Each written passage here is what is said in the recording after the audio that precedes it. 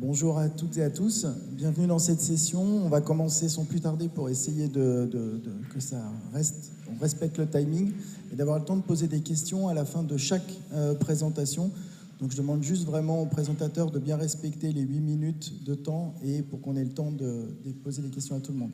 Donc j'accueille le premier intervenant, excusez-moi, Sofiane Chenini qui va nous parler du syndrome des jambes sans repos, du génotype au phénotype. Bonjour.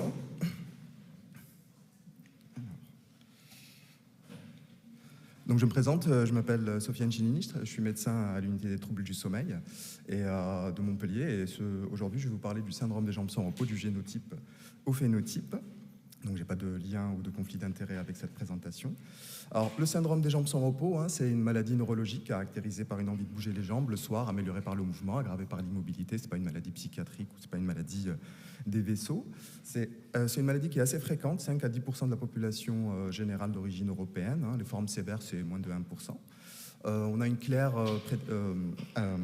on a 2 femmes atteintes pour un homme. Et on sait que l'incidence augmente avec l'âge, avec un plateau à partir de 65 ans.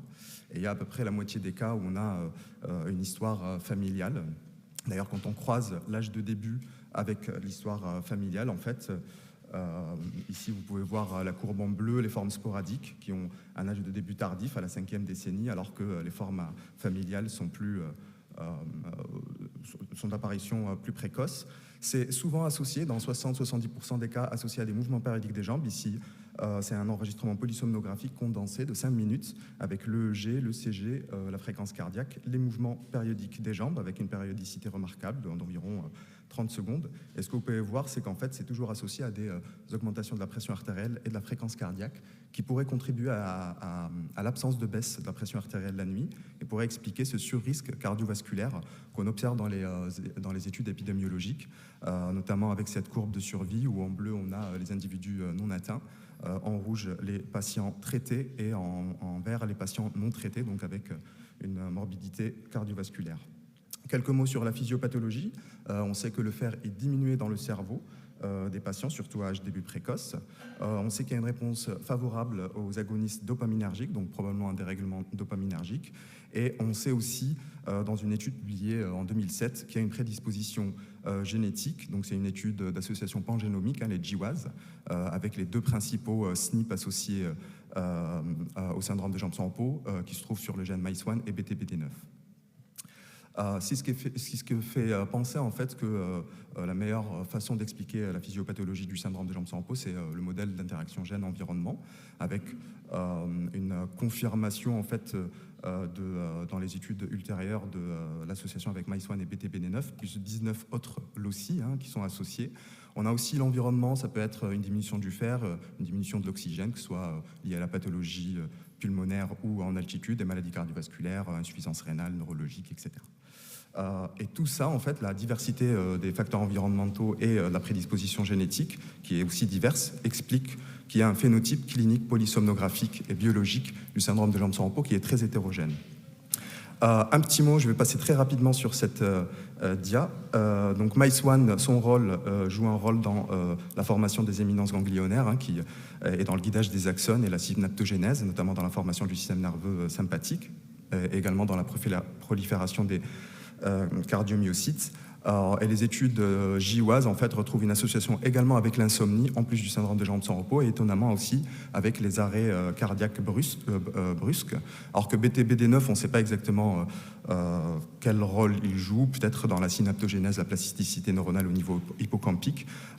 Les souris KO de BTBD9 sont des modèles valides de syndrome des jambes sans repos, des modèles animaux valides, alors que les souris KO MICE1 sont non viables. Et juste pour revenir à BTBD9, c'est associé au syndrome des jambes sans repos, au mouvement périodique des jambes également dans les GWAS. Alors, Petite critique de ces études, de ces GWAS, donc c'est des grandes cohortes, les résultats ont été répliqués. Par contre, on a peu de données sur le phénotype clinique. Il y a une étude qui a mesuré les mouvements périodiques des jambes par actigraphie, où il y avait le dosage de ferritine. Les critiques qu'on peut faire, c'est déjà l'odd ratio de MICE1, il augmente de 1,92, donc c'est pas majeur. Il n'y a pas, par définition, on est dans le génome, on ne sait pas qu'est-ce qui se passe au niveau du transcriptome, du protéome et du métabolome. Le diagnostic également est incertain, souvent fait sur une seule question ou au mieux sur des questionnaires avec beaucoup de faux positifs et pas d'évaluation, comme j'ai dit, phénotypique, clinique, où les conséquences et les comorbidités, notamment cardiovasculaires, et pas d'enregistrement du sommeil. Alors, dans ce travail, en fait, on a voulu étudier le lien entre cette prédisposition génétique entre MICE1, BTBD9 et le phénotype clinique, polysomnographique et biologique, ainsi que les maladies cardiovasculaires dans une grande cohorte. Donc, on a 800 patients qui ont un âge moyen de 55 ans, prédisposition féminine. Génotypage pour MICE1 et BTBD9. Ils ont tous eu une évaluation clinique avec le phénotype du syndrome de jambes sans peau, âge début, histoire familiale, les antécédents cardiovasculaires également, des échelles validées sur l'IRLS notamment, qui est la sévérité du syndrome de jambes sans repos, la somnolence, l'insomnie et la dépression, et ainsi qu'une polysomnographie où on a extrait les principaux paramètres, et on a fait aussi un dosage de la ferritine. On n'a pris que des adultes avec un syndrome de jambes sans repos idiopathique, sevré ou jamais traité. On a exclu les comorbidités, et on a fait des analyses en cluster avec la méthode K-means, en prenant en compte juste MICE1, puis juste BTBD9, puis les deux. Alors, sur les caractéristiques cliniques, vous pouvez voir que l'âge début est autour de 40 ans, qui sont plutôt sévères à très sévères. 3/4 sont insomniaques, à la moitié sont somnolents, pas mal de symptômes dépressifs. On avait à peu près 18% de ferritine basse, et le temps de sommeil, comme vous pouvez voir, il est assez bas, c'est moins de 6 heures, 5h25. Beaucoup de mouvements périodiques des jambes, 44 par heure de sommeil, et beaucoup de micro-éveils également. Sur les résultats de la génétique, en fait, on retrouve l'allèle risque MICE1, c'est le G, et celui de BTBD9, c'est le T, c'est l'allèle majeur pour BTBD9. On retrouve 13% d'homozygosie pour l'allèle risque G en MICE1, et 63% pour BTBD9 quand on calcule la fréquence allélique. Elle est de 32% pour MICE1 et 19% pour BTBD9. Si on compare ça à ce qui a été publié, on est un petit peu dans le range, avec l'étude là que je vous avais présentée de Winkelmann publiée en 2007, ainsi que dans d'autres cohortes, notamment aux États-Unis et en Europe. Pareil également pour BTBD9. Lorsqu'on fait l'analyse en cluster, en prenant en compte juste MICE1, ici j'ai mis le sexe, l'âge, la prédisposition à MICE1, donc l'allèle risque G, si vous avez le phénotype du syndrome de jambes sans repos et les conséquences en termes de somnolence, d'insomnie, de dépression, la biologie, les antécédents cardiovasculaires, facteurs de risque cardiovasculaire également, et le sommeil, les paramètres du sommeil. Donc ce qu'on peut voir, c'est qu'il y a déjà un cluster qui ressort, qui est majoritairement des hommes qui sont âgés, avec beaucoup de prédispositions MICE1, très sévères, durée d'évolution longue. Ils sont diabétiques, ils ont de l'hypertension, ils ont de la dyslipidémie, des troubles du rythme, de l'insuffisance cardiaque, etc. Et ils dorment très peu, 190 minutes de moyenne, c'est un peu plus de 3 heures. Sommeil très fragmenté, peu de sommeil long profond, un petit peu plus d'apnée, beaucoup de veille intrasommeil et des mouvements de jambes, 82 par heure, c'est énorme, ainsi que les micro-éveils, 41 par heure. Et les deux autres clusters, c'est plutôt à prépondérance féminine, ils se ressemblent à peu près. Ils sont différents au niveau de la génétique. Donc ici, on a MICE1 100%, ici, on n'a pas l'allèle à risque. Et la différence entre les deux, c'est ils ont un petit peu plus de PLM pour le cluster avec l'allèle à risque. Pareil pour BTBD9, donc j'ai remis à peu près la même chose. Donc on a 3 clusters avec un cluster ici au milieu constitué majoritairement d'hommes, âgés, sévères, longue durée d'évolution. Pardon ? Donc très rapidement, ils ont beaucoup de maladies cardiovasculaires et un temps de sommeil très court comparé aux deux autres. Et pareil, on retrouve l'allèle à risque BTBD9 qui est plus important dans le cluster 3 avec beaucoup de sévérité de la maladie.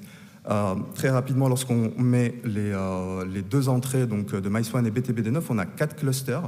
Et ce qui est remarquable, c'est la répartition en fait, de la prédisposition génétique, avec un cluster où on a beaucoup de prédispositions génétiques qui sont très sévères, longue durée d'évolution, temps de sommeil court, beaucoup de mouvements de jambes, et un cluster où il n'y a pas la prédisposition génétique, mais on a toujours des antécédents familiaux et un temps plus court. Pour conclure, et ce sera ma dernière diapositive, donc, on retrouve dans ce travail les mêmes fréquences alléliques que dans les GWAS, sachant qu'on est dans une population clinique. On retrouve également qu'il y a, quand on intègre les clusters, en fait, on retrouve un cluster de personnes âgées très sévères en termes d'insomnie, de temps de sommeil court et de maladies cardiovasculaires. Il semble que MICE1 soit plus adapté, plus associé à un temps de sommeil court et BTBD9 plutôt à des formes sévères et des antécédents familiaux. L'analyse en cluster, en fait, on a un effet délétère des deux et persistance, comme je l'ai dit, d'antécédents familiaux dans le cluster sans prédisposition. La force de ce travail, c'est que c'est une grande cohorte avec beaucoup de données. Par contre, on n'avait pas de groupe contrôle, pas de forme comorbide.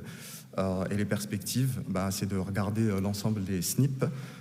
L'intérêt clinique, moi je suis clinicien, donc l'idée c'est de regarder si MICE1 et BTB9 jouent un rôle dans la réponse au traitement et l'incidence du syndrome d'augmentation, qui est une principale complication du syndrome de jambes sans repos traité, et de voir s'il y a un effet délétère de l'homozygosie.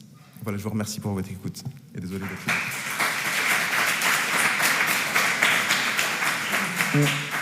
On va peut-être essayer une toute petite question rapide. Pas de questions?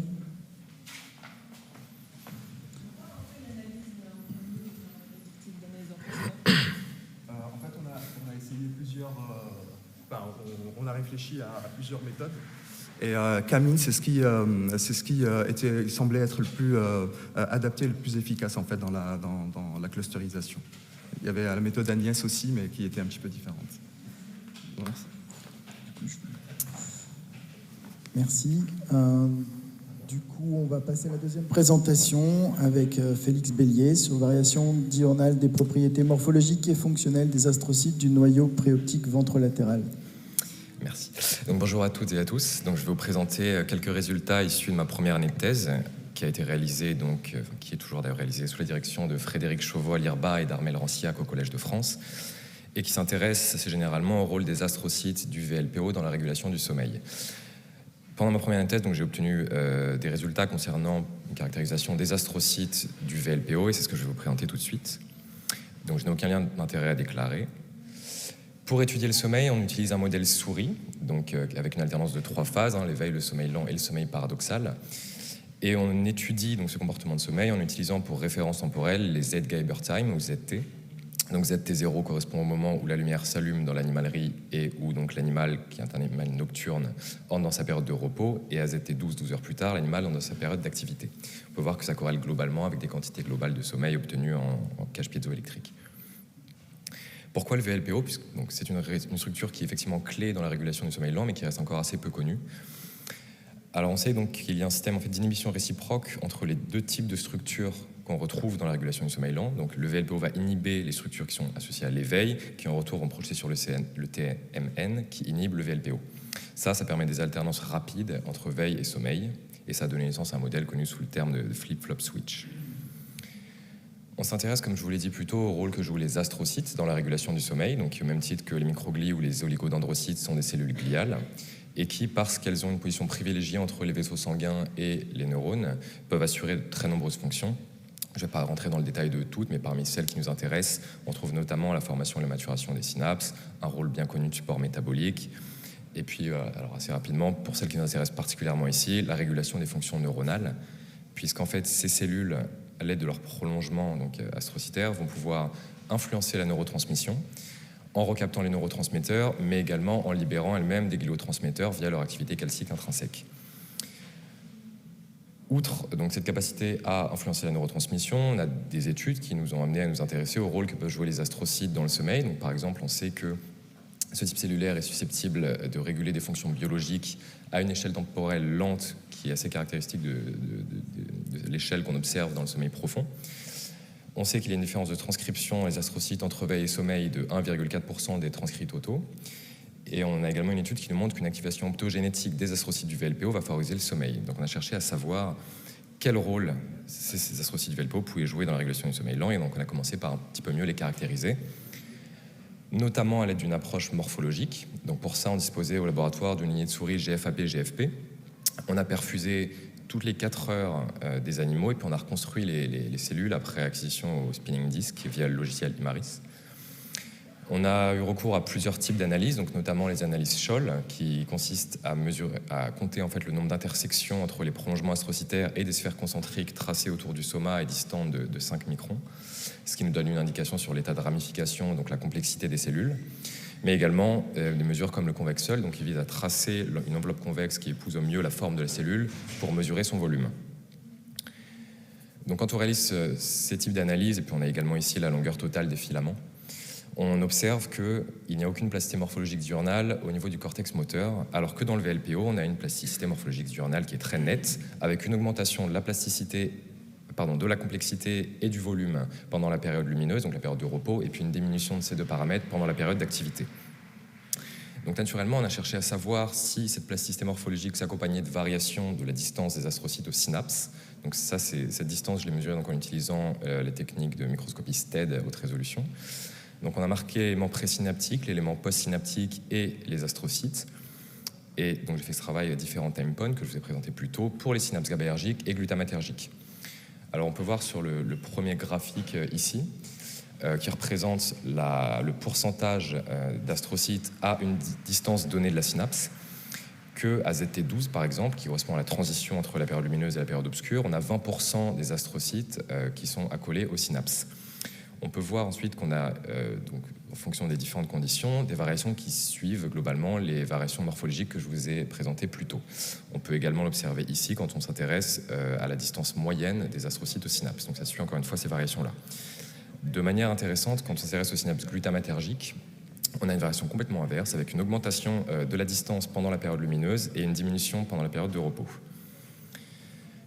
Pour caractériser un petit peu mieux le rôle que pouvaient jouer les astrocytes dans le VLPO, on s'est également demandé si ça s'accompagnait de variations de propriétés fonctionnelles de ces cellules. Donc pour ça, j'ai utilisé une méthode d'imagerie calcique biphotonique en utilisant une lignée de souris qui exprime le senseur calcique GCAMP6F après injection de tamoxifène. Et j'ai réalisé un type d'analyse qui consiste à compartimenter les astrocytes pour étudier spécifiquement la signalisation calcique dans le soma, dans les prolongements primaires, ou proximaux ici, et dans les prolongements distaux. Donc c'est le type d'enregistrement qu'on peut obtenir pour ceux d'entre vous qui ne connaissent pas l'imagerie calcique biphotonique. On peut donc extraire de ces enregistrements l'amplitude et la fréquence de les signalisations calciques, et la seule différence significative qui ressort de ces analyses est une augmentation de l'amplitude des signaux calciques dans les prolongements distaux à ZT12 comparé à ZT0. Or, cette région correspond à la zone à proximité des synapses, donc la plus susceptible d'influencer la neurotransmission. Et on était très content de s'apercevoir que ça suivait, qu'on avait en plus des variations donc, morphologiques, des variations fonctionnelles. Donc pour conclure très rapidement et récapituler les résultats, donc en plus de cette augmentation donc, de complexité et de volume au début de la période d'activité et fin de la période de repos, on a également une variation des propriétés calciques. On peut voir que ça s'accompagne également d'une variation de la distance des prolongements astrocytaires aux synapses et que ça dépend également du type de synapse. Et pour compléter un petit peu cette étude, donc on va maintenant s'intéresser au type de processus qui régule ces variations morphologiques et fonctionnelles, puisqu'on va chercher à savoir s'il s'agit de régulation homéostatique, donc relative à la pression de sommeil, ou circadienne. Et pour ça, on utilise donc des expériences de privation de sommeil de 4 heures avec rebond de sommeil ou non, suivies de reconstruction et d'analyse morphologique comme celle que je vous ai présentée, mais également d'études en conditions de lumière constante ou d'obscurité constante. Enfin, couplé à différentes méthodes, notamment l'imagerie calcique, mais également le patch clamp et d'autres. Et donc j'en profite pour remercier les 2 équipes qui m'accueillent pendant ma thèse et je vous remercie pour votre attention.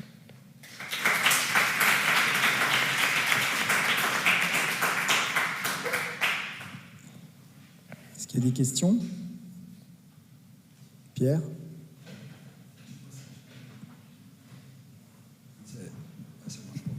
Si ça marche. Oui, c'est allé très très vite, donc c'est un peu difficile de tout suivre. Si tu pouvais nous résumer un petit peu, ce qui m'intéresse, c'est, ce que j'ai pas totalement compris, c'est quelle est la relation en fait entre les astrocytes et les neurones au niveau du VLPO. Vraiment, bon, classiquement, tu es parti de l'hypothèse du flip-flop. Et si tu résumes tes données et que tu essaies de nous expliquer qu'est-ce qui se passe entre ces neurones du sommeil, et qu'est-ce que font ces astrocytes par rapport justement à la mise en route de ces neurones pendant le sommeil. Voilà, essayer de résumer. Alors, effectivement, donc là, pour l'instant, on s'est juste intéressé à des mesures donc astrocytaires qu'on essaie ensuite de coupler à ce qu'on sait des activités neuronales du VLPO. On n'a pas encore quelque chose qui nous permette de vraiment s'intéresser aux interactions neurogliales. C'est quelque chose qu'on va développer dans la suite de ma thèse avec une méthode d'imagerie calcique qui s'intéresse à la fois à l'activité des neurones et des astrocytes dans un même enregistrement. Donc ça permettra peut-être de répondre un petit peu plus précisément à votre question. Après, ce qu'on sait pour l'instant, honnêtement, comme je vous l'ai dit, la première partie de ma thèse, c'était vraiment caractérisation des astrocytes en eux-mêmes. On va essayer, puisque c'est le sujet d'études de laboratoire, de relier ça vraiment à un rôle dans les interactions neurogliales, mais pour l'instant, c'est assez hypothétique. Est-ce qu'il y a une autre question? Sinon, je vais en poser une. Moi, j'aurais une question sur... On voit que là, les astrocytes auraient un rôle sur les synapses GABAergiques. En tout cas, c'est un lien qui est là. Sauf que ces synapses, est-ce qu'elles viennent, elles sont intra-préoptiques ou est-ce qu'elles proviennent d'autres régions plus distantes? Parce que dans ce cas-là, on peut avoir une inhibition postsynaptique des neurones de la région préoptique ou des interactions locales inhibitrices dans la région préoptique, ce qui va avoir des rôles fonctionnels différents. Alors, j'aurais envie de dire que c'est que c'est spécifié à la zone. Après, on n'a pas un suivi précis. Là, je me contente de regarder dans la tranche et de mesurer vraiment tout simplement la distance de l'élément de l'astrocyte avec la synapse, mais j'ai pas une indication très claire quant à d'où vient précisément la synapse GABAergique en elle-même, enfin, les projections GABAergiques. Donc je peux pas précisément vous répondre. Et peut-être une question plus générale sur le fonctionnement des astrocytes. Est-ce que l'activation, l'augmentation de la morphologie des astrocytes, elle est liée à l'activité de la région? C'est-à-dire que si on prend une autre région neurocérébrale qui est active à un instant T, est-ce que systématiquement on va avoir une augmentation de la morphologie, en tout cas une variabilité de la morphologie des astrocytes? Est-ce que c'est activité dépendante systématiquement ou est-ce que ça va vraiment avoir un impact différent? Tout ce qu'on... Comme on a pu le voir par exemple avec les résultats dans le cortex, donc on sait qu'en fonction du cycle là par exemple on n'a pas de variation morphologique, donc on a envie de dire que c'est assez spécifique au VLPO. Après on n'a pas fait cette étude dans d'autres régions encore, donc je ne peux pas vous répondre pour ces autres régions. À ma connaissance ça n'a pas été documenté, mais ce serait intéressant effectivement si c'était découvert ailleurs. Et si ce n'est pas un travail qu'on a fait en tout cas. Merci.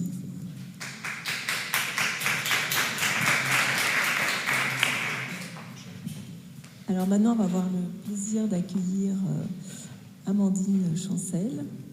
Marine. Marine. Oh, je ne t'avais pas reconnue, désolée. Comme j'ai la vue qui baisse, c'est horrible. Ah, c'est beaucoup mieux.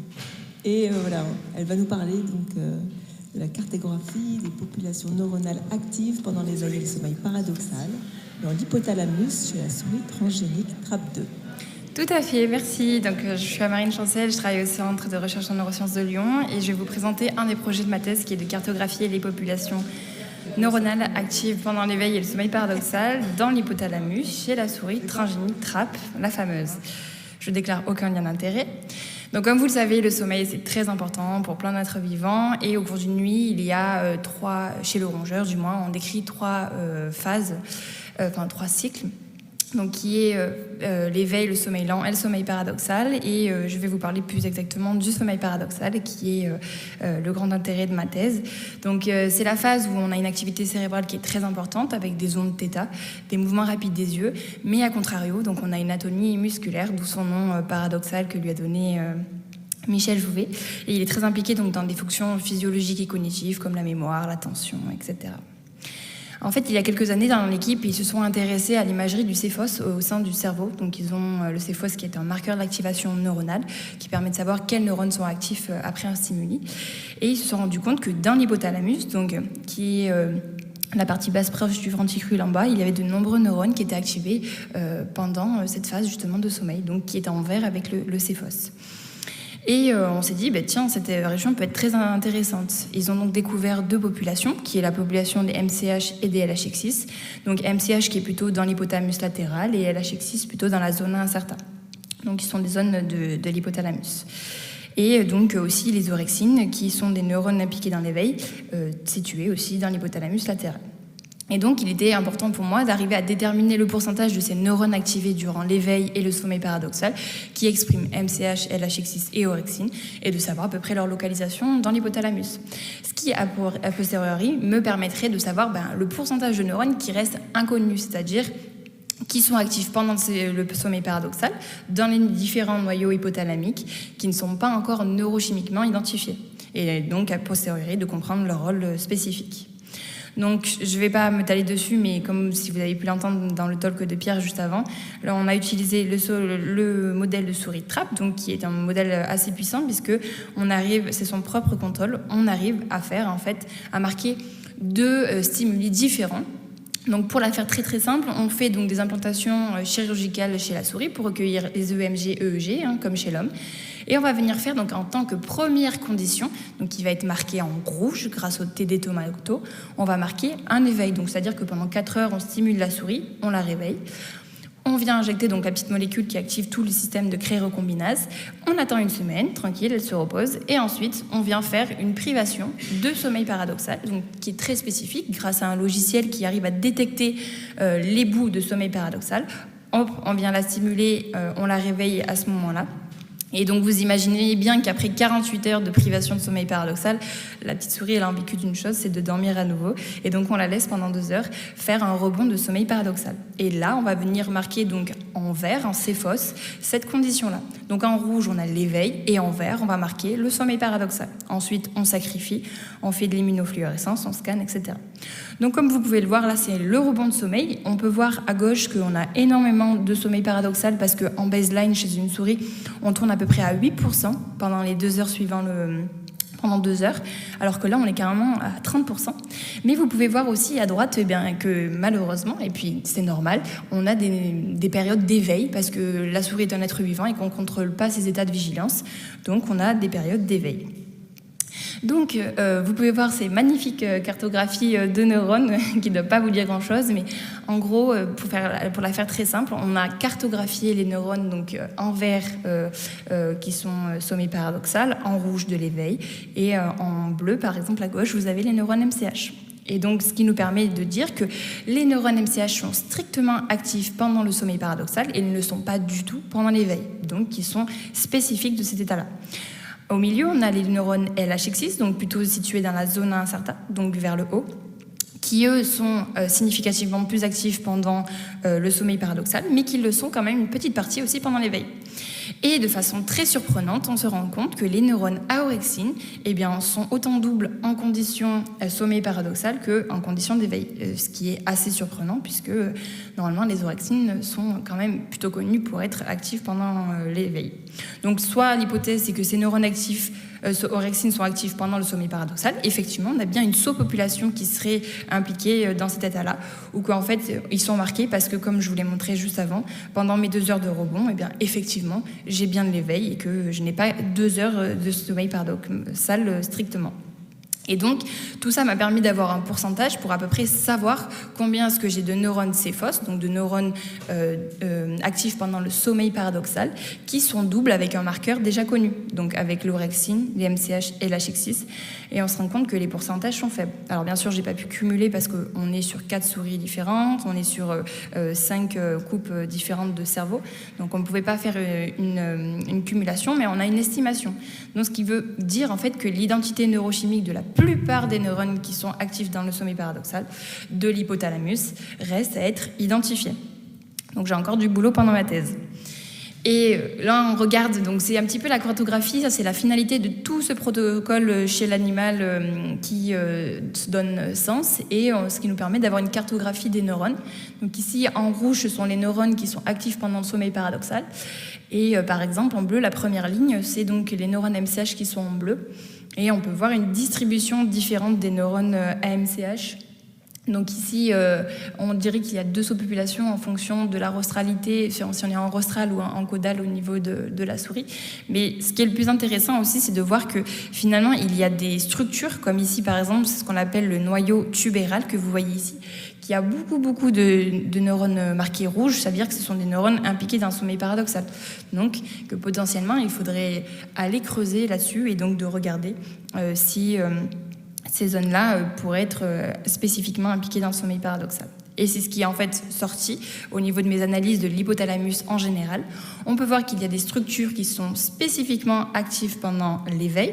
Donc ici, par exemple, vous avez le supraoptique, donc impliqué dans la vision. Mais on a aussi des structures qui sont impliquées spécifiquement dans le sommeil paradoxal. Ce qu'il en ressort, donc, par exemple, c'est le VMH, qui est cette structure que vous pouvez voir ici, le noyau tubéral, l'hypothalamus antérieur, donc qui est un peu plus en amont de ça, et la zona incerta, donc la zone incerta où se trouvent les fameux LHC6 que je vous ai présentés juste avant. Et ensuite, on a des structures qui sont autant apparemment actives pendant l'éveil que le sommeil paradoxal, donc deux possibilités. Soit ce sont des structures qui n'ont pas forcément de rôle dans les états de vigilance, ce qui est fortement possible, parce que l'hypothalamus, il n'est pas du tout impliqué que dans les états de vigilance, c'est dans plein d'autres choses. Ou alors ce sont des structures qui, effectivement, ont des neurones qui sont autant impliqués à la fois dans l'éveil et d'autres populations qui sont impliquées dans le sommeil paradoxal, comme le DMH, qui est cette structure ici, ou encore le fameux hypothalamus latéral, où se situent les neurones à orexine et les neurones à MCH. Donc voilà, pour discuter en gros, pour faire un petit point, les neurones MCH donc, sont actifs seulement pendant le sommeil paradoxal, alors que les orexines sont actifs pendant le sommeil paradoxal et l'éveil, comme LH6. Que dans l'hypothalamus latéral caudal, on peut voir deux sous-populations d'MCH qui peuvent être distinguées, et une a l'air un peu plus active pendant le sommeil paradoxal que l'autre. Que la plupart des neurones activés lors de l'éveil ou du rebond de sommeil paradoxal ne sont pas orexine, LH6 et MCH, donc il reste beaucoup de neurones à identifier encore dans cet hypothalamus. Et que certaines structures ont l'air spécifiquement impliquées dans l'éveil ou le sommeil paradoxal, alors que d'autres, comme le LH ou le DMH, semblent jouer un rôle dans les deux états. Donc voilà, pour aller plus loin, il faudrait que j'identifie des marqueurs spécifiques pour ces neurones hypothalamiques actifs en sommeil paradoxal et en éveil non caractérisés, afin, a posteriori, de comprendre leur fonction. Voilà, je voulais remercier mes deux directeurs de thèse, Pierre Hervé et Patrice, et aussi toute l'équipe SLIP au laboratoire de Lyon. Merci.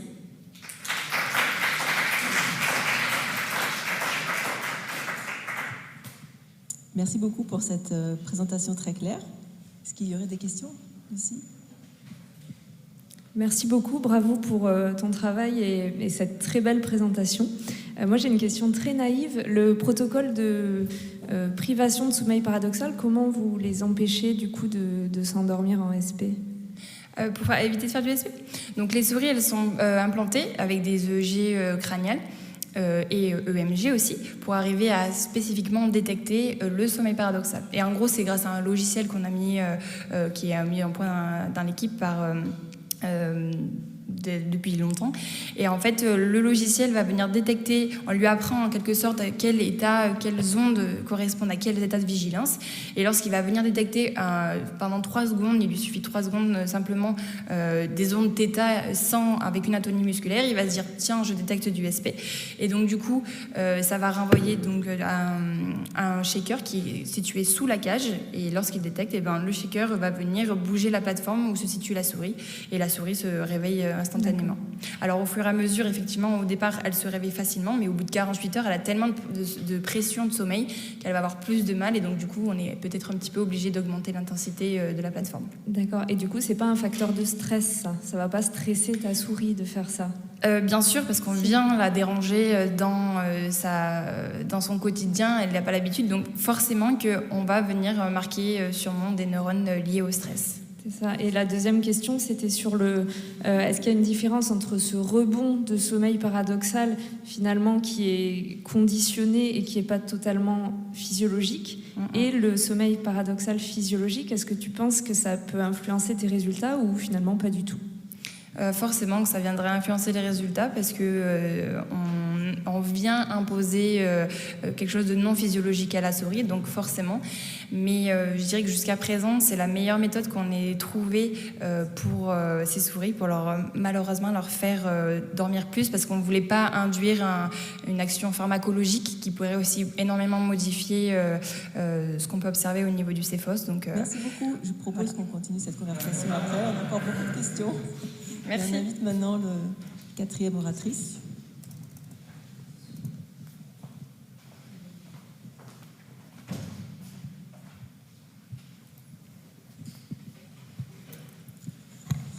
je présente Aurore Jouvencel qui va nous parler de la dégradation du cycle veille-sommeil et atrophie hippocampique chez la personne âgée. Étude longitudinale. Merci. Bonjour à tous. Donc, je suis doctorante à l'INSIA à Bordeaux et je vais vous parler d'une étude qu'on est en train de réaliser sur la dégradation du cycle veille-sommeil et l'atrophie hippocampique chez la personne âgée. Donc, c'est une étude longitudinale en actimétrie. Donc, je n'ai aucun lien d'intérêt à déclarer. Et donc, je vais vous parler du cycle veille-sommeil. Je pense que je n'ai pas besoin de vous convaincre de son importance pour notre santé et notre bien-être à tous. Et tout comme le sommeil, ce cycle va évoluer au fur et à mesure de la vie. Il n'est pas le même chez l'enfant, l'adulte et la personne âgée. Et c'est dans ce troisième cas que je m'y intéresse, dans le cadre du vieillissement.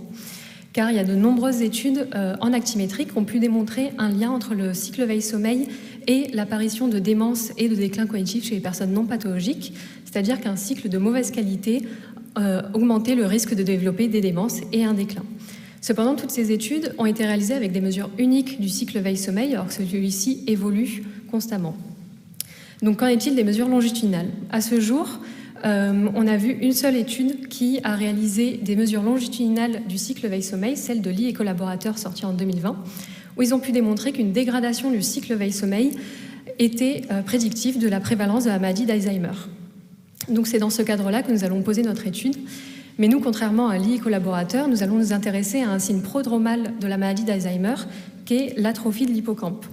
Cette atrophie, elle est intéressante parce qu'elle apparaît avant les premiers signes cognitifs de la maladie d'Alzheimer, mais elle est aussi présente dans le vieillissement normal, c'est-à-dire qu'elle est là chez des personnes qui vont développer la maladie d'Alzheimer ou des personnes qui ne vont jamais la développer. Donc c'est dans ce cadre-là que nous allons poser la question suivante. Est-ce que la dégradation du cycle veille-sommeil est liée à l'atrophie de l'hippocampe chez des personnes non pathologiques en dehors de toute maladie d'Alzheimer ? Pour cela, nous avons utilisé la cohorte Amimage, qui est une cohorte française de sujets âgés qui vivent en Gironde rurale. Et nous avons des données longitudinales pour 33 sujets qui ont participé à de l'actimétrie entre 2012 et 2015, alors qu'ils étaient âgés de 75 ans en moyenne. 6 ans après, ils ont refait de l'actimétrie entre 2019 et 2022, en plus d'un examen d'imagerie cérébrale. Ces 33 sujets, ils n'avaient aucune pathologie neurologique ou psychiatrique. Ils avaient un état cognitif normal et un IMC normal pour leur âge. Rapidement, pour l'actimétrie, c'est la mesure de l'activité par minute sur de plus ou moins longues périodes de temps. Et vous pouvez voir, avec les barres noires, une quantité plus ou moins importante d'activité. Cela nous permet d'avoir des mesures du sommeil, comme la latence d'endormissement, la durée de sommeil total, les éveils nocturnes ou encore l'efficacité de sommeil, parmi tant d'autres. Nous allons nous intéresser, nous, pour le cycle veille-sommeil, à 3 paramètres en particulier. Le premier est l'amplitude relative. Il s'agit du contraste entre les périodes d'inactivité et les périodes d'activité pendant la journée. La fragmentation du cycle veille-sommeil, qui est l'interruption des périodes de repos par de l'activité, comme les réveils nocturnes, et l'interruption des périodes d'activité par de la somnolence ou des siestes. Ces 2 paramètres sont calculés sur 24 heures et moyennés sur toute la semaine. Et lorsqu'on compare des sujets jeunes et des sujets âgés, on peut voir que l'amplitude est plus basse et la fragmentation est plus élevée chez les personnes âgées par rapport aux sujets jeunes. Le troisième paramètre est un peu plus particulier, il s'agit de la stabilité du cycle veille-sommeil. Et en fait, il s'agit de la répétition des patterns jour après jour. Est-ce que votre jour 1 ressemble à votre jour 2, ressemble à votre jour 3 ? Et il est donc calculé sur la semaine entière. Et cette stabilité, lorsqu'on compare des sujets jeunes et des sujets âgés, eh bien, on n'a pas de consensus clair, car dans certaines études, il n'y a pas de différence de stabilité, alors que dans d'autres, on voit une stabilité plus importante chez les sujets âgés. Donc, qu'en est-il dans notre population ? Tout d'abord, on a quand même voulu regarder s'il y avait une évolution du sommeil. Et à notre grande surprise, on n'a vu aucune évolution du sommeil en 6 ans. Donc là, je vous montre quelques paramètres en exemple. On s'attendait quand même à une modification de l'efficacité de sommeil, car on sait, dans la méta-analyse de Ohayon en 2004, qu'après 60 ans, les paramètres de sommeil n'évoluent plus, mais l'efficacité de sommeil continue de se dégrader. Mais je vous rappelle que notre population, on a commencé à suivre à 75 ans, donc il est possible qu'à partir de cet âge-là, il n'y ait plus d'évolution de sommeil. Par contre, pour ce qui est du cycle veille-sommeil, vous pouvez voir ici l'évolution en pourcentage des 3 paramètres qui sont tous significativement différents après 6 ans. Donc nous avons bien une diminution de l'amplitude et une augmentation de la fragmentation, comme ce qu'on voyait en études comparatives sujet jeune, sujet âgé. Par contre, on a une diminution significative de la stabilité sur 6 ans. Et donc ces résultats, c'est les mêmes que ceux observés par Lee et collaborateurs dans leur étude sur plus de 15 ans de suivi. Donc dans notre population, on a bien une dégradation globale du cycle veille-sommeil. Mais est-ce que cette dégradation du cycle veille-sommeil est liée au volume de l'hippocampe ? Pour cela, nous avons utilisé des images anatomiques du cerveau de nos sujets et nous avons segmenté l'hippocampe en 3 parties, fonctionnellement différentes, la tête, le corps et la queue de l'hippocampe. Et nous avons observé une relation quadratique entre l'évolution de l'amplitude relative et les volumes de l'hippocampe gauche antérieur, c'est-à-dire que les personnes qui avaient le moins de changements dans leur amplitude relative avaient des volumes plus importants que les autres. Donc il semblerait qu'un changement d'amplitude, positif ou négatif, soit délétère pour l'hippocampe antérieur gauche. Pour l'évolution de la fragmentation du cycle veille-sommeil, c'est plus simple. Vous voyez que plus la fragmentation augmente, plus les volumes de l'hippocampe sont petits. Il en va de même pour la stabilité, où plus la stabilité diminue, plus les volumes de l'hippocampe gauche antérieur et droit sont petits. Donc, il y a bien une corrélation entre la dégradation du cycle veille-sommeil et les volumes de l'hippocampe antérieur, avec les sujets qui ont plus de dégradation de leur cycle ont des plus petits volumes de l'hippocampe. Donc, en conclusion, dans notre population, qui, je vous le rappelle, est une population rurale, donc qui sont plutôt préservées par rapport aux populations urbaines, le sommeil n'évolue pas, mais le cycle veille-sommeil se dégrade. Et cette dégradation est liée au volume de l'hippocampe antérieur, qui d'ailleurs est une région très sensible à l'atrophie dans la maladie d'Alzheimer, et ce en particulier à la stabilité jour à jour du cycle. Cette stabilité, plus elle est basse, plus vous avez une variabilité de votre cycle veille-sommeil, contrairement à d'autres. Et tout ça, c'est très intéressant car, contrairement à des examens d'imagerie, on peut évaluer le cycle veille-sommeil et il serait très intéressant de dépister et de prévenir les troubles du cycle veille-sommeil, même s'ils sont très petits, car c'est facilement réalisable grâce à de l'actimétrie et des agendas de sommeil. Merci de votre attention.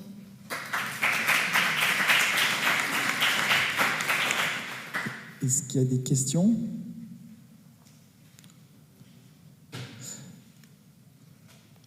Je répète une question. Est-ce que sur quelle durée de temps, j'ai peut-être pas suivi, sur quelle durée de temps les mesures ont été faites ? C'était 1 semaine d'actimétrie. On sait que c'est mieux pour le cycle d'avoir 2 semaines, mais c'est des sujets très âgés et on ne voulait pas trop les contraindre pour trop de temps d'actimétrie. Et est-ce qu'il y a des corrélations avec des changements d'épaisseur du cortex ou de la matière blanche qui sont corrélés à ce que vous voyez dans l'hippocampe ? Alors, on a trouvé une petite corrélation entre la stabilité et le pourcentage de matière grise dans tout le cerveau. Mais une fois qu'il y a des corrections, parce que j'ai réalisé des corrections, des comparaisons multiples, on n'avait plus de lien significatif. Donc ça a l'air assez spécifique, surtout l'amplitude et la fragmentation avec l'hippocampe. Christelle ? Je me demandais comment les patients, les patients ou les personnes ont été recrutés, sur quels critères, est-ce que c'est des gens tout venant ou, Alors c'est une population générale où en fait c'est la cohorte AMI, où ils ont juste contacté des personnes qui étaient à une mutuelle à la MSA et où ils leur ont proposé de faire un suivi épidémiologique depuis 2007. Et notre labo s'est ajouté à cette étude épidémiologique en proposant des IRM puis de l'actimétrie.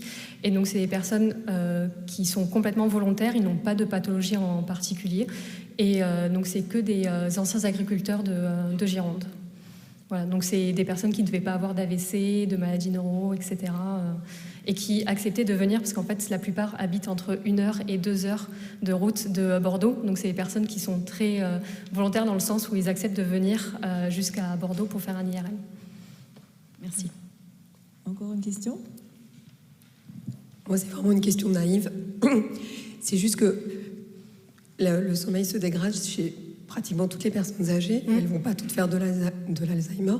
Donc, du coup, ça veut dire quoi ? Ça veut dire que c'est chez des personnes vulnérables ou elles ont un sommeil encore plus dégradé ? Est-ce qu'on a une idée de... Alors là, je pense que nous, on a un énorme biais de sélection parce que du coup, c'est des personnes très saines qui ont atteint 82 ans, qui veulent continuer de participer.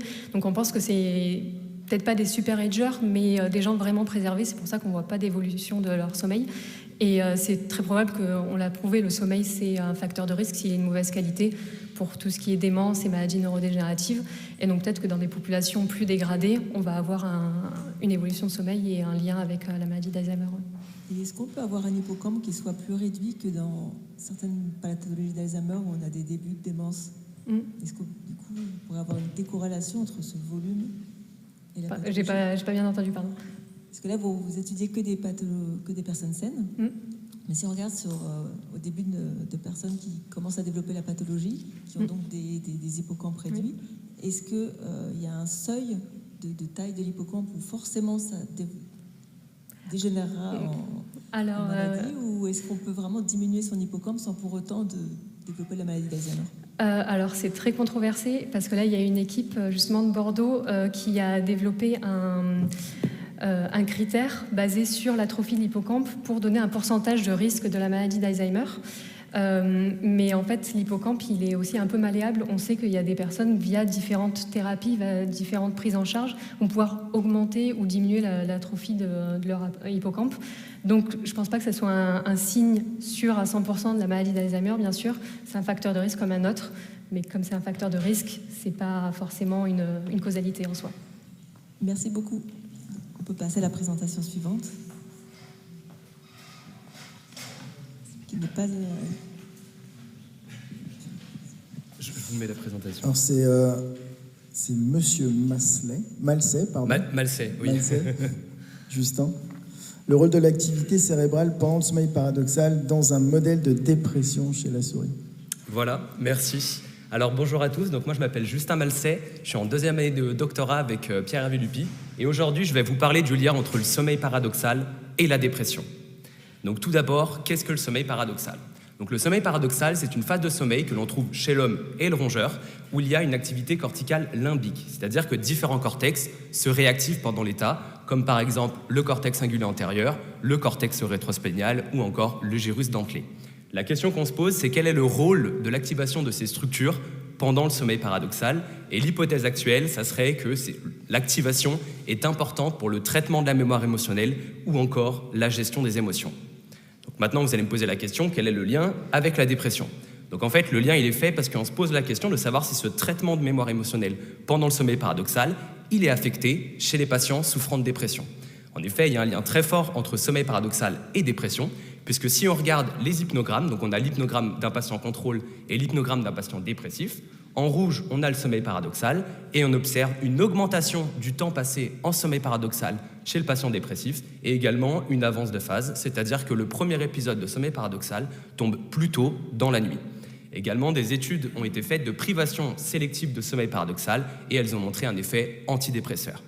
Alors rapidement, la dépression, c'est un trouble mental qui affecte une grande partie de la population et la cause majoritaire, c'est une diminution de la production des monoamines centrales. Il est également important de noter que 90% des patients se plaignent de troubles de sommeil. Donc maintenant, avec cet état des lieux, quelle est notre hypothèse ? Donc notre hypothèse, c'est qu'on a une activation normale des cortex pendant le sommeil paradoxal chez la souris. Si on prend cette souris, qu'on la stresse jusqu'à produire une dépression, en tout cas ce qui ressemble à une dépression, et ben en fait, on se pose deux questions. La première, c'est est-ce qu'on a une modification de l'activité des cortex pendant le sommeil paradoxal ? Et si oui, est-ce que ça favorise ou pas la dépression ? Donc, pour répondre d'abord à cette première question, donc la première étape, c'est de rendre une souris dépressive. La deuxième étape, c'est de vérifier que cette souris est bien dépressive. La troisième étape, c'est d'analyser son sommeil. Et la quatrième étape, c'est de regarder l'activation neuronale pendant le sommeil paradoxal. Donc la première chose, comment déprimer une souris ? Donc on utilise un paradigme qui s'appelle le stress chronique léger imprévisible. Donc pourquoi stress ? Donc on a un panel de 7 stresseurs différents que vous voyez. Donc par exemple la cage penchée, la litière sale ou la litière mouillée. Pourquoi chronique ? Parce que je fais ce stress pendant 3 semaines. Et pourquoi imprévisible ? Parce que les heures de début et de fin du stress sont complètement randomisées. Ça veut dire que la souris, elle ne sait pas quand le stress va survenir. Et également pas de stress pendant la période de sommeil. On fait uniquement ça pendant la période active. Ensuite, comment vérifier que cette souris, elle est bien dépressive, en tout cas ce qui ressemble à la dépression. Donc déjà, on a une première chose, c'est la construction du nid. C'est-à-dire que pendant le protocole, je détruisais le nid tous les matins avant 7 heures. Et je mettais du nouveau matériel pour faire le nid, et je mesurais 12 heures après à 19 heures si oui ou non la souris avait fait son nid. Donc en haut, en bleu, on a les contrôles, donc on voit qu'à 19 heures, la souris a fait son nid. Et par contre, pour les stress, on voit que la souris, elle a à peine touché son coton 12 heures après. Ensuite, on a construit une échelle de stress avec 10 mesures comportementales au total. Et j'ai normalisé les tests, c'est-à-dire qu'en gros, j'ai mis 0, c'était le minimum de stress, et 1, c'était le maximum de stress. Et à partir de cette échelle-là, j'ai créé une échelle plus petite, donc avec en bleu clair les baselines, donc les animaux avant le stress, en bleu foncé les animaux contrôle et en rouge, les animaux stress. Et on voit que le plus haut score de stress sur l'échelle est pour le groupe stress. Donc ensuite, les modifications de sommeil paradoxal. Donc ici, vous avez un hypnogramme, donc en light on, c'est-à-dire le moment où la souris dort, là où la lumière est allumée. Donc en haut, on a l'hypnogramme de baseline, et après, c'est la même souris après le stress. Donc on observe en haut les petits triangles noirs, c'est le sommeil paradoxal, le sommeil lent et l'éveil. Donc si on regarde le nombre de petits triangles noirs, eh ben on en a moins en baseline et beaucoup plus après le stress. Donc en fait, on a quelque chose qui ressemble à la dépression humaine. Donc en termes de quantification, pour aller un peu plus loin, donc vous connaissez peut-être cette figure. Donc si on regarde l'activation au moment du light on, donc on observe une augmentation du sommeil paradoxal après 5 jours de stress qui se maintient jusqu'à la fin. Donc 5 jours, 1 semaine, 2 semaines, 3 semaines, à peu près 20-30%. Quand on regarde la période d'activité de la souris, on n'a aucun effet significatif, aucune modification. Et si on s'intéresse au sommeil lent, alors on n'a pas de modification du sommeil lent à long terme, donc entre la baseline et la fin du stress. Donc ensuite, on attaque le modèle transgénique TRAP2, puisque l'intérêt du projet, c'est de regarder les neurones actifs pendant le sommeil paradoxal, donc via le CFOS. Donc le CFOS, c'est une protéine qui est exprimée par la plupart des neurones quand ils sont actifs.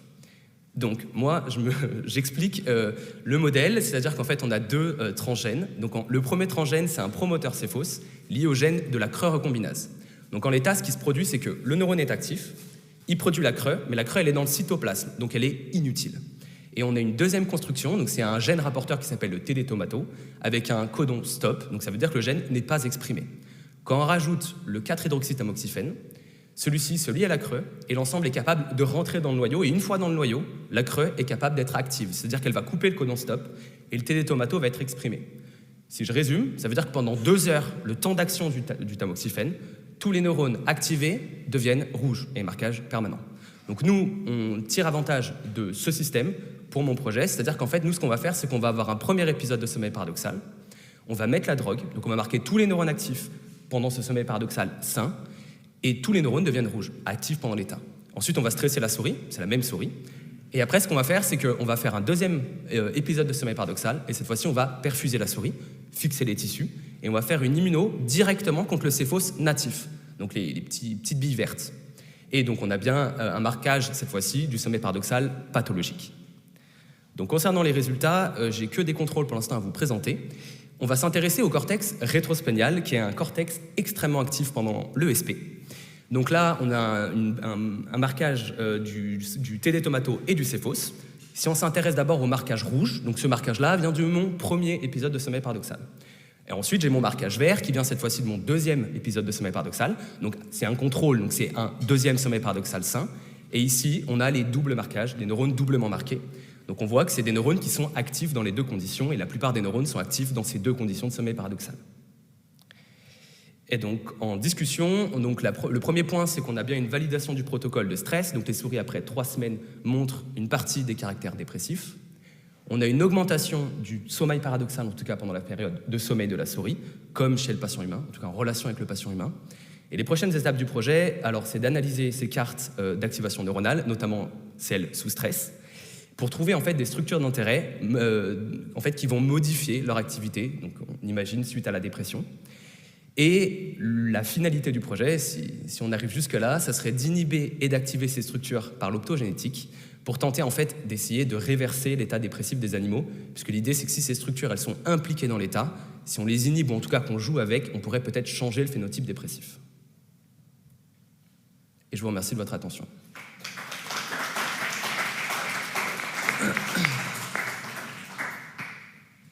Des questions? Oui.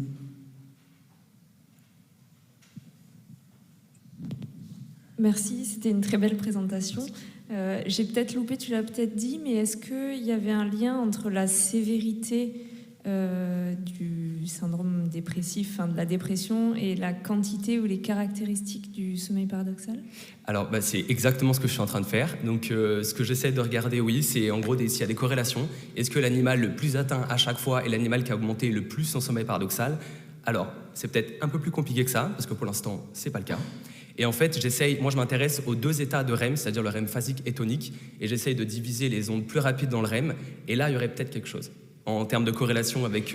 mais c'est vraiment des résultats qui sont encore en cours, mais Sur la quantité totale de REM, moi, j'ai pas vu grand-chose. Et j'essaie d'aller plus loin sur l'analyse pour essayer de voir. Mais c'est l'idée, je pense qu'il y a peut-être quelque chose à creuser. Dans les caractéristiques un peu plus ouais. autres que la quantité, quoi. C'est ça, la en quantité. Tout cas, bravo. En tout cas, bravo. Merci. D'autres questions dans la salle?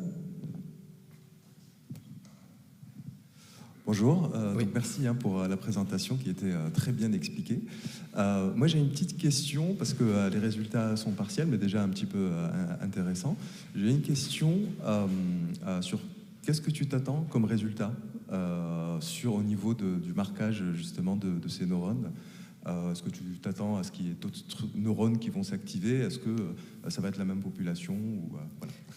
Ok, c'est une bonne question. Il y a deux idées principales derrière.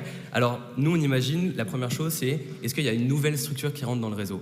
Donc, le réseau du sommeil paradoxal, il est connu, et on peut se poser la question de est-ce que, par exemple, une structure du stress pourrait, par exemple, se mettre à s'activer pendant l'ESP? Ça, c'est une première chose. Après, en termes d'activation, notamment corticale, on pourrait se dire qu'en termes de comparaison entre une carte d'activation contrôle et une carte d'activation stress, peut-être que, par exemple, on pourrait obtenir beaucoup plus de marquage, qui pourrait signifier, avec ce que ça veut dire avec le FOSS, une augmentation d'activité du cortex pendant le sommeil paradoxal. Et après, évidemment, il faudrait valider ça avec d'autres approches. Mais ça pourrait être ça, ou alors, à l'inverse, une inhibition d'un cortex. Par exemple, l'effet contraire pourrait aussi être envisagé, un cortex qui ne s'active plus et qui devrait. Oui, ok. Merci, Justin. break. Un petit peu. Alors, je vais introduire maintenant le prochain speaker. Donc, sur l'effet de l'exercice physique en aérobie intense sur le sommeil, la température peut-elle contribuer à perturber le sommeil? Merci de votre présentation. Bonjour à tous, merci d'être présents. Dans un premier temps, j'aimerais remercier le conseil scientifique et aussi la SFRMS qui a permis mon déplacement jusqu'à ce congrès et donc de vous présenter mes travaux qui se portent sur l'effet de l'exercice physique sur le sommeil et comment la température corporelle centrale peut-elle contribuer à perturber celle-ci. Donc elle a été réalisée en collaboration avec le docteur Florian Chouchou au sein du laboratoire IRIS de l'Université de La Réunion. Aucun lien d'intérêt. Et donc l'exercice physique ou l'activité physique a de nombreux effets bénéfices sur le sommeil, notamment sur certaines pathologies du sommeil, telles que l'apnée obstructive du sommeil ou l'insomnie. Plus généralement, elle a des effets bénéfiques aussi sur l'architecture du sommeil, notamment l'augmentation du sommeil lent profond, l'augmentation de son efficacité, de la durée et aussi des diminutions du oiseau. Cependant, aujourd'hui, certaines études tendent à dire que l'exercice physique peut être délétère sur le sommeil par le biais de la température centrale, notamment les études telles que Robert et al. Ou Aloulou et al. En 2018, et ce serait potentiellement soit l'effet de l'intensité ou de la proximité de l'exercice par rapport à l'endormissement, tout simplement parce qu'en fait, l'exercice physique va engendrer une hyperthermie, donc une augmentation de la température centrale. Or, pour induire le sommeil, et notamment la facilitation vers le sommeil lent profond, il est préférable d'avoir une diminution de cette température centrale. Et donc, on se dit, OK, on peut avoir des effets bénéfiques, mais est-ce qu'on pourrait aussi avoir des effets délétères par le biais de celle-ci? Et donc, ça a été tout l'objectif de cette étude pilote, donc d'aller évaluer les effets de l'exercice aérobie intense et tardif et de la température centrale sur la latence de sommeil lent profond, ainsi que sur l'architecture du sommeil, notamment chez les sujets sains. Et nous, notre hypothèse de base était de se dire que cette température excessive induite par l'exercice viendrait altérer l'architecture du sommeil, principalement en début de nuit. Et donc pour ça, nous avons inclus 11 sujets actifs non pathologiques dans cette étude, diagnostiqués par l'Insomnia Severity Index, le Stop Bang, plus une vérification polysomnographique a posteriori.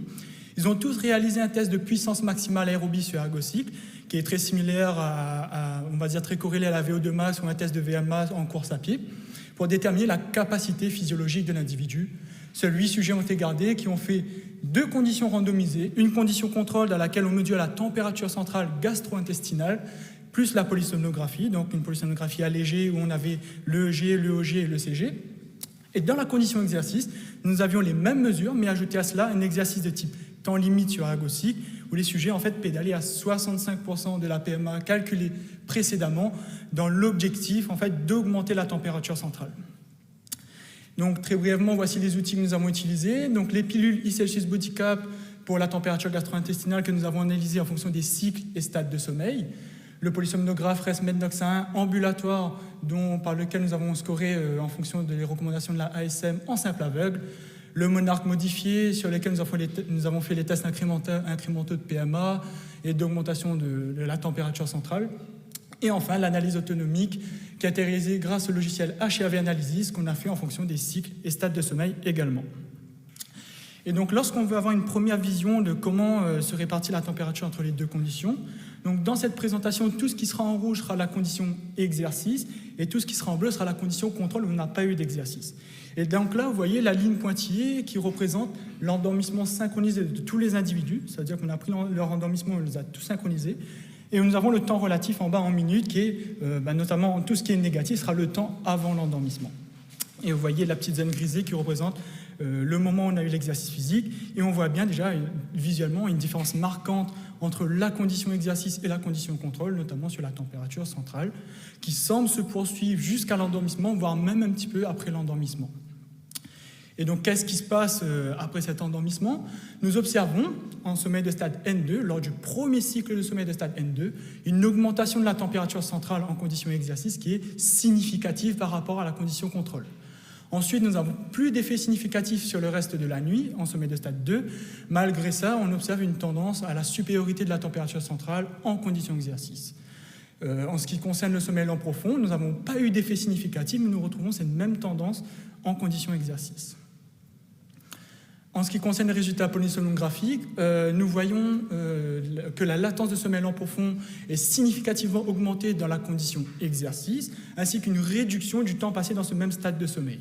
Et à l'inverse, lorsqu'on s'intéresse au sommeil de stade 2, cette fois-ci, lui, il augmente principalement en début de nuit dans la condition exercice. Et tout ça s'est fait sans modification du temps total de sommeil, et nous n'avons pas eu d'effet sur le sommeil paradoxal. Enfin, la seule variable autonomie qui a montré un effet significatif dans cette étude, c'est le rapport basse fréquence-haute fréquence qui rend compte en fait de l'activité sympathovagale. Et vous voyez qu'en sommeil de stade 2, encore une fois, lors du premier cycle de sommeil, dans la condition exercice, nous avons une prédominance sympathique qui reflète un ratio plus élevé par rapport à la condition contrôle. Et donc, nous, notre hypothèse de base était que cette température centrale induite par l'exercice physique viendrait avoir des effets délétères sur l'architecture du sommeil, principalement en début de nuit. Et donc, les résultats que je vous ai proposés répondent en partie à cette hypothèse. Lorsqu'on entre un petit peu plus en détail, on voit que donc, notre protocole d'augmentation de température est assez similaire à ce qui se fait dans la littérature. On observe, lors du premier graphique, on a observé une latence de thermorégulation qui a été assez prolongée, de l'ordre de 300 minutes pour retrouver un niveau basal, tandis que dans les études antérieures, c'est plutôt de l'ordre de 90 minutes, mais qui s'explique par des différences méthodologiques, notamment ils utilisaient des intensités qui n'étaient pas très élevées et des durées de pratique qui étaient assez faibles. Et par contre, là où c'est un peu innovant, c'est que nous montrons qu'il y a bien une augmentation de la température centrale pendant le premier cycle de sommeil de stade N2. Donc on a bien décomposé en fonction des cycles et stades, et nous voyons ici qu'elle est excessive en sommeil de stade N2 de l'ordre de plus 0,42 degrés. Et associé à ça, on a une suractivité sympathique qui est liée à l'effort en lui-même et qui en fait vient contrer tous ces mécanismes de thermorégulation, notamment la vasodilatation périphérique, qui permet tout simplement les échanges de température du gradient disto-proximal, donc du central vers les périphéries. Ajouté à cela, donc on a bien une augmentation de la latence de sommeil lent profond, et c'est tout simplement lié à cette température centrale qui est excessive en début de nuit. Donc, en fait, cette température centrale, elle limite ou du moins freine l'accès au sommeil lent profond, donc par ce qu'on observe notamment au niveau de la latence de sommeil lent profond. Et donc, en conséquence, on va passer plus de temps au sommeil de stade N2 en début de nuit. Donc, on n'a pas la capacité de passer en N3, on reste en N2. Et donc, la conséquence globale que nous avons observée, c'est tout simplement une réduction de ce sommeil lent profond sur l'ensemble de la nuit. Et donc, quelques limites quand même à notre étude, c'est que nous avions eu des difficultés à contrôler la température ambiante des individus, tout simplement parce que c'était de l'ambulatoire. Notre laboratoire ne permettait pas de faire dormir les gens directement au labo. Donc, c'est un facteur qui peut être un facteur confondant.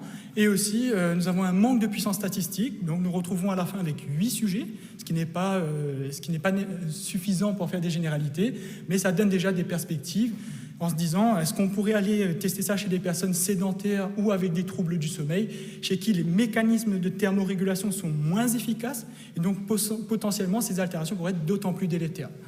Associé à cela, j'attire votre attention sur ce point-là, c'est qu'aujourd'hui, le réchauffement climatique a des effets délétères sur le sommeil, comme il est rapporté dans le rapport du GIEC, le dernier rapport du GIEC, le Lancet et certaines études, qui montrent que les pics de température ambiante sont associés à des risques, des pics de mortalité cardiovasculaire.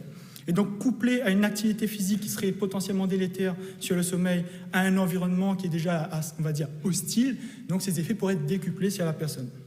Et donc, 3 points à retenir, c'est que 1, l'exercice physique augmente la température centrale pendant et post-exercice, se prolonge jusqu'en début de nuit, altérant le sommeil lent profond, ainsi que l'activité autonomique, et donc il serait tout à fait légitime d'aller étudier ces effets chez les personnes plus fragiles. Merci de votre attention. Malheureusement, on a pris pas mal de retard, donc si vous avez des questions spécifiques, vous les adressez directement, personnellement, et nous, on va aller directement, on vous invite à aller à la salle d'à côté 3-1A pour les e-posters.